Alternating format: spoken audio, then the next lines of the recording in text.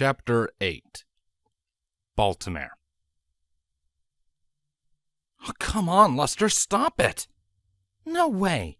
This tastes far too good for me to stop, Tone. Seriously, you're kind of creeping me out. Put that tongue away! No. Lust, please. Some pony might and then we're both going to be in a lot of trouble. Just be quiet and no pony will be the wiser. You're getting way too into this. Lester, please, you gotta... Oh. That's it. Just relax. It was at about this point that a mare let out a fairly highly embarrassed-sounding yelp, quickly retreating from the mostly empty dining cart, her entire face and much of her neck and shoulders having started burning a furious red. Lester poked her head up from where it had been hiding behind the food counter, usually reserved for griffins, a cut of animal meat hanging from her mouth.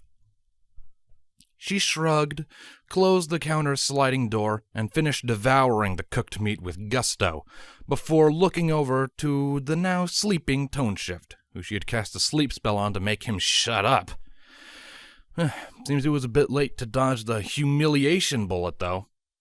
With an exasperated sigh, she placed Tone on her back with her magic and, just for the added effect, pulled his tongue out of his mouth so it was hanging limply. That ought to get some interesting responses. Chrysalis normally wouldn't do anything to cause such a scene, but considering how her last couple of weeks had been, she needed to blow off some steam, and messing with the minds of nearby ponies was harmless enough, as long as she didn't go overkill. With a pleased hum, and the food in her stomach warming her up, she used her magic to ruffle up her mane even more than usual before returning to the passenger cart.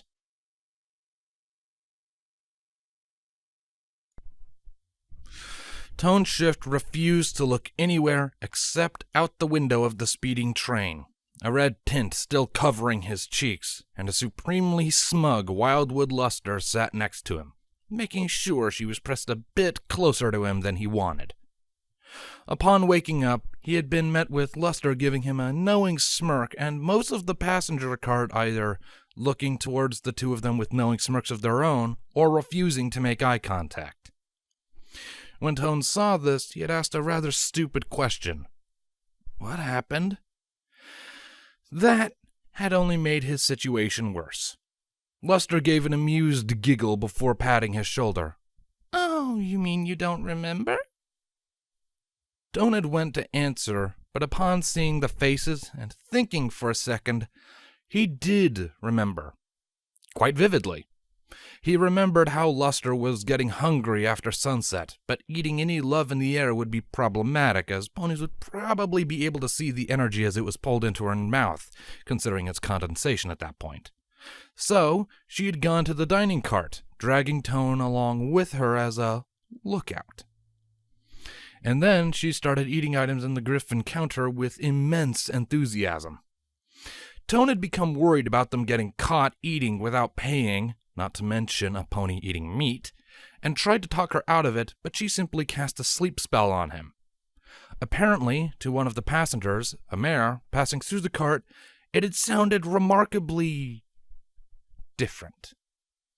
And now, Tone refused to look at anything, simply glaring out the window with an eternal grimace of humiliation etched into his face. Oh, come on. Lighten up, Luster said softly, poking his shoulder with her hoof. I bucking hate you. No, you don't. Tone merely groaned and hid his face from the world with his forelegs. I hate this. Well, I don't know about you, but I'm beat. I think I'm gonna sleep. We're arriving in Baltimore in the morning, right? Luster asked, letting out a yawn and stretching. Yep. Okay. Good night, Luster said before unceremoniously flopping into him, practically using him as a pillow. Off! Tone seethed at her, but she had already fallen asleep, snoring contentedly right into his ear. I hate my life.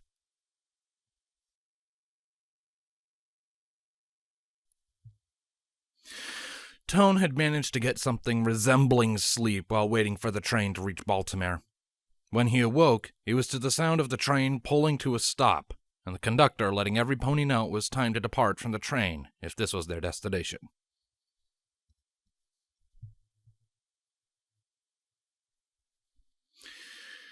Glancing over his shoulder, Tone saw that Luster was still asleep, and was still using him as a pillow.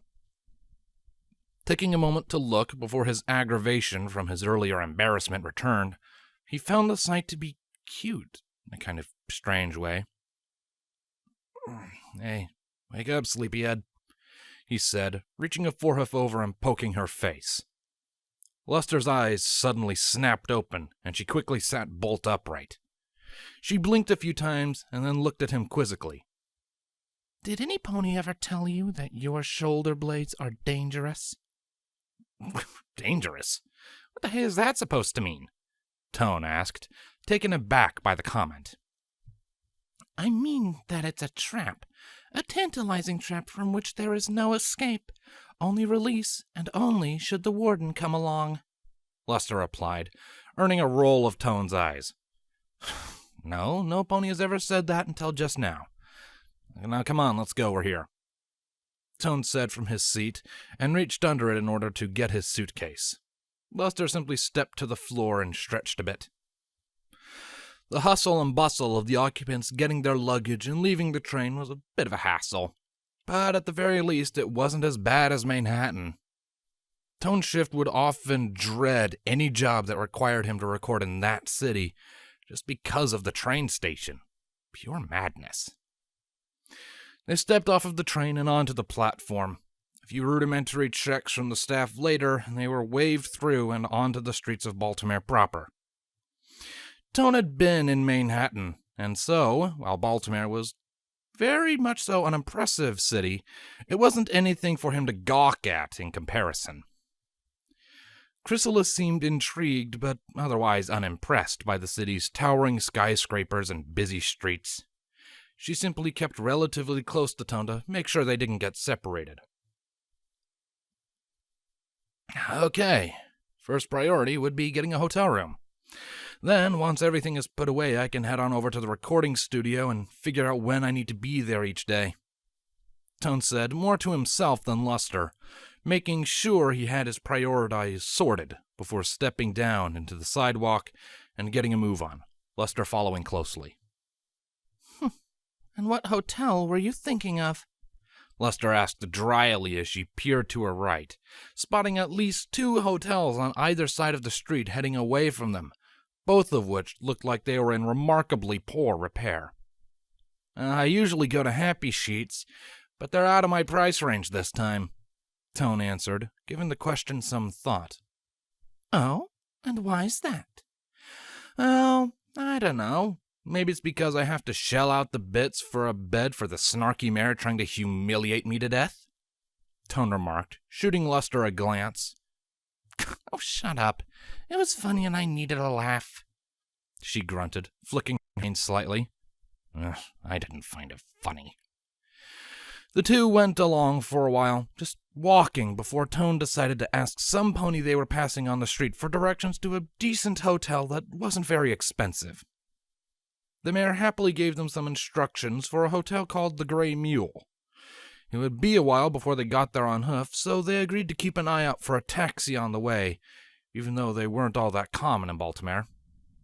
Sadly, no such luck was to be had. No taxis came into view, and, to make matters worse, the weather teams were getting a rainstorm started. Already the winds were picking up, and some drops could be felt falling from the swiftly darkening clouds. Tone's ears flattened against the sides of his head, and his muzzle scrunched into a grimace. "Well, this is just splendid," Luster said sarcastically, turning an irritated glare to the sky. "Yep." "Give me a second," Luster said, ducking into a nearby alley.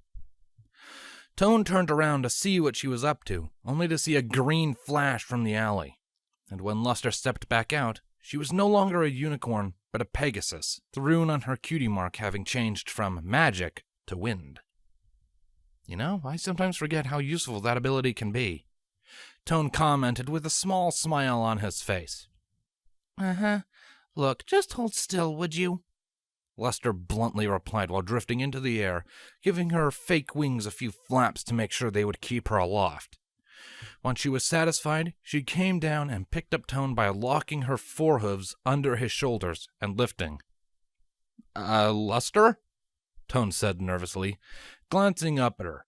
She wasn't paying attention, her face one of strain as she hefted him along toward the hotel. While they were moving far faster than they would be on hoof, there was one small problem. Tone's hind legs were dangling over a very long drop. Lester, could you maybe not fly so high? He shouted so she could hear him over the rapidly increasing din of the storm. She still didn't respond, making a sharp turn that caused Tone's hind legs to swing due to inertia. She was increasing her speed, it seemed, the water starting to blind Tone Shift as they flew into the water harder than it was falling onto them. Tone's pleas for a lower altitude gradually began to devolve into panicked screams that were not heard by any pony through the roaring storm, save for a smugly smiling Wildwood Luster.